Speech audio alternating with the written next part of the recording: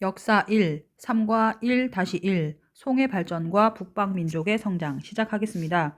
우선 송 들어가죠. 당나라 망하고요. 송 들어갑니다. 당나라 멸망했고요. 5대 19개 혼란기가 50년 정도 벌어지고 그랬는데 조광윤이라고 하는 태조, 송나라 태조가 960년에 건국했습니다. 송나라는 첫 번째 세운 사람이 조광윤 태조지요.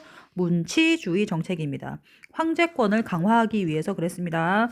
절도사, 당나라가 절도사, 군인 세력 때문에 망했죠. 그래서 절도사 세력을 견제하고 무관보다 문관, 우대했습니다. 무관은 무수라는 군인이고요. 문관은 관료 조직입니다. 그리고 군대를 황제 밑으로 넣고 과거제를 개혁해서 전시라고 하는 것, 황제가 직접 주관하는 시험을 도입을 합니다. 결과 사대부라고 하는 새로운 계층이 등장해요. 그래서 관료 조직, 공무원들이 너무 커져요.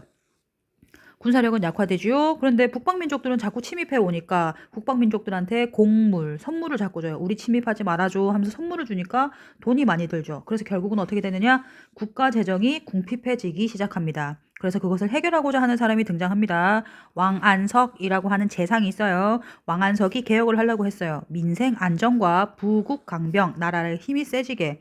하지만 보수파들이 반발해서 됐다 안 됐다 실패. 그래서 어떻게 되느냐? 남송이라고 하는 게 등장해요. 금이라고 하는 여진족이 만든 나라가 있거든요. 거기가 북쪽을 점령을 하고 그래서 총이 창장강, 양쯔강 이남으로 이동을 하게 돼서 남송, 이만 항저우에다가 도읍을 설치하게 됩니다. 그러면서 북방민족이 들어오는데 한번 볼까요? 자, 10세기에서 11세기는 요, 그리고 여진, 그리고 서하 이렇게 들어가 있죠. 그랬는데 12세기가 들어가면 송나라가 남쪽으로 내려갑니다. 보입니까? 송나라가 남쪽 내려가서 이만에다가 하고요. 북쪽은 금나라가 이렇게 있게 되고 요 나라는 없어지게 되겠죠. 그렇게 돼서 이렇게 송나라는 남송으로 들어가게 됩니다. 그럼 북방민족을 한번 볼게요. 북방민족은 세 가지가 있습니다. 거란족이 세운 요라고 하는 나라, 탕구투족이 세운 서하, 그리고 여진족이 세운 금인데요. 금이 나중에 제일 남죠. 자, 요는 발해를 정복하고 송과 대립하고 고려를 침략합니다. 서하라고 하는 곳은 가장 옆에 있죠. 동서무역로 비단길을 장악하여서 중개무역으로 번영을 했고요.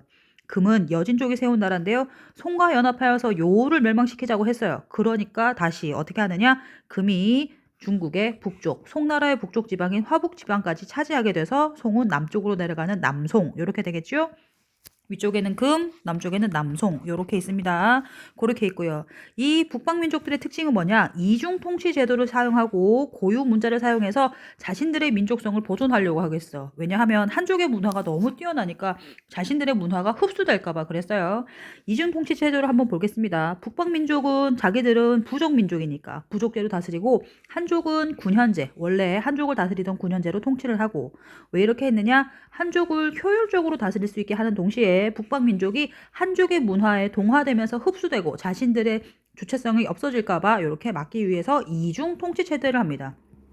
그리고 요 서하 금은 각각의 고유 문자가 이렇게 있다라고 하는 것까지 봐주시면 되겠습니다.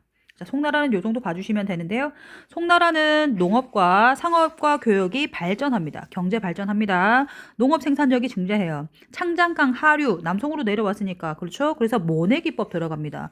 모내기법이 개량되고 개량된 농기구와 다수학 품종을 도입하면서 이모작 1년에 2번 농사를 지을 수 있어요. 오, 그러면서 생산량이 많이 높아지겠죠. 강남 지방도 개발하게 됩니다.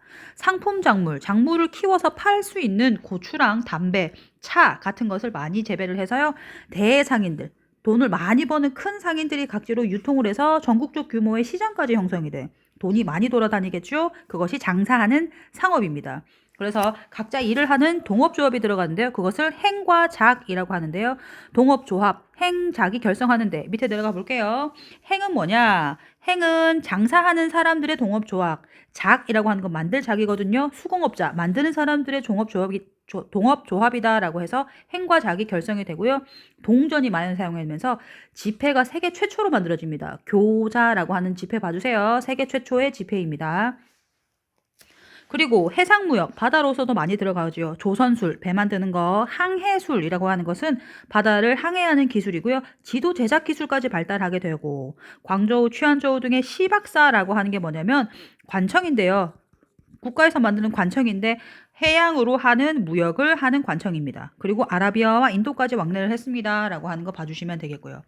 송나라의 문화는 지배계층이 사대부 중심입니다. 지배계층이. 그래서 성리학, 요거는 유학의 일종입니다. 유학의 일종이요. 성리학, 주자가 만들어서 주희가 만들었다 해서 주자학이라고도 하고요. 성리학이라고도 합니다. 송나라는 다시 한번 사대부 성리학 이렇게까지 연결시켜 주시면 되겠습니다.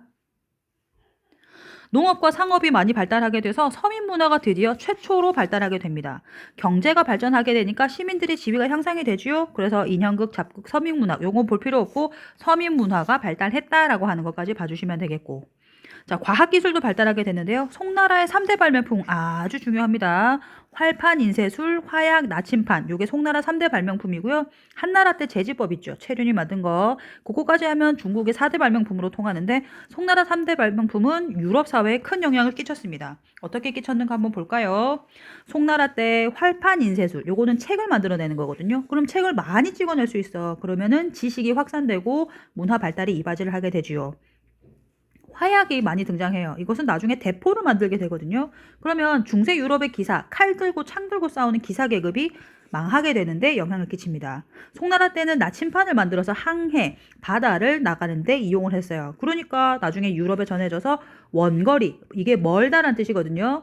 먼 거리를 무역하고 그리고 나중에 신항로 개척을 할 때 많은 영향을 끼친다라고 하는 거 알아두시면 되겠습니다. 끝!